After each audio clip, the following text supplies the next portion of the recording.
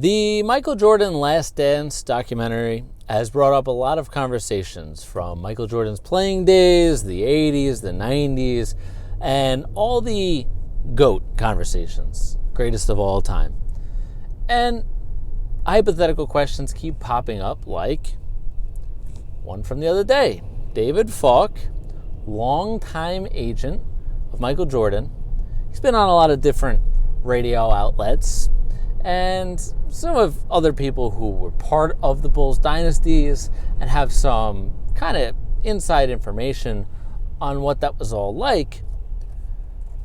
They keep coming out of the woodwork almost and saying things and, telling interesting stories, and that's all cool. And we've had some of these people on our show, on our station, on CBS Sports Radio, and it's been fun, it's been interesting, and I know watching the Last Dance documentary has brought up all these different hypothetical questions. So the latest one was David Falk.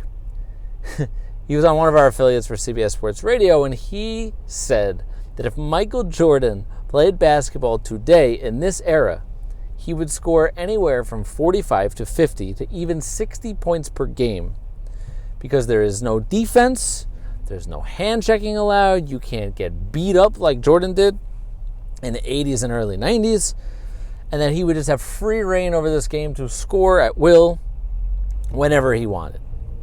Now, complete hypothetical, slightly insane to talk about, but that's why we're going to talk about it, because we love sports, we love the hypothetical conversation, who would beat who, and the Jordan-LeBron conversation continues on and on and on for all eternity. And that's why I'm here.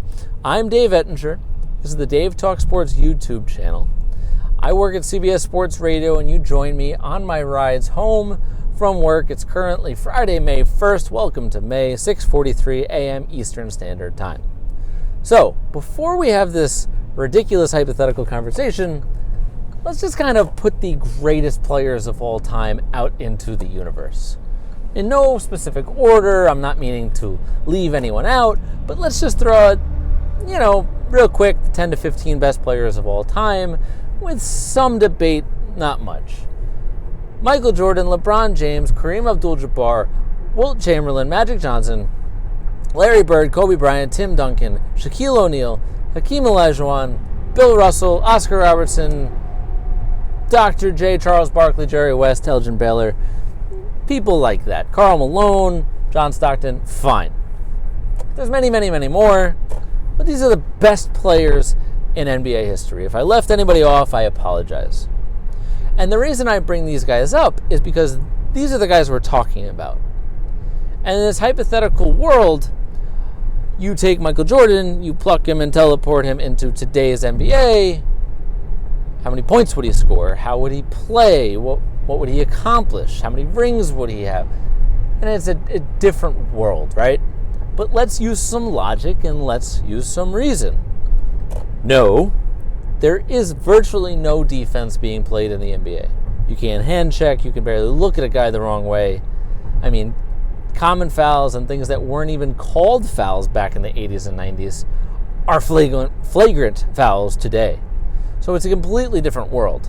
So with that logic, if Jordan knew these things ahead of time, he would prepare in such a way where he didn't have to work to the lane all the time and worry about getting beat up or getting a forearm from Dennis Rodman when he was his opponent, or from Bill Laimbeer who was just trying to rip his head off. He would just know that it's threes and dunks. And yeah, he could probably still use his mid-range game, but the point is that James Harden today, or when the NBA was brought to a screeching halt, was leading the league in scoring at 34.4 points per game. So to think that Jordan, with his athleticism, his skill, knowing how to prepare for this type of NBA, wouldn't score at least 40 points per game, you're ridiculous if you don't think that that's the case. Now, saying 60 points per game, like David Falk said, I think he was just trying to get some attention, exaggerating on purpose. It's kind of a clickbaity kind of, it's hyperbole. He's exaggerating on purpose, and that's why we're having this conversation. So it worked. Now, conversely, all the LeBron lovers, all the people who never saw Jordan play, to say that Jordan yes, he wouldn't hang in today's NBA. That's what people like to say, as ridiculous. But if LeBron knew that he was going to take physical punishment when driving the lane, he would prepare physically and mentally differently than he does now, where he flops occasionally. Still one of the all-time greats, but tell him that Dennis Rodman or Charles Oakley or Bill Laimbeer might rip his head off if he drives to the lane, he's going to prepare a little differently. But he is so big and so skilled and so talented that he absolutely would have succeeded. Now, the reason I bring up all those other players is because you have to talk about a guy like Bill Russell or Wilt Chamberlain. Wilt Chamberlain was so physically dominant and scored at will whenever he wanted, averaged 50-plus points per game for an entire season. Put him in today's NBA, he's probably not leading the league in scoring, but he transcends eras and would be able to compete now. Versus guys who were just, run-of-the-mill power forwards and centers back in the day would get swallowed up in today's NBA due to the athleticism, size, speed, science, medicine, all the things that these guys could do to work out. And look at Larry Bird, for example. If he knew that he could shoot the ball from wherever he wanted, whenever he wanted, he'd be Steph Curry before Steph Curry, as a better rebounder, as a bigger guy, as a better passer.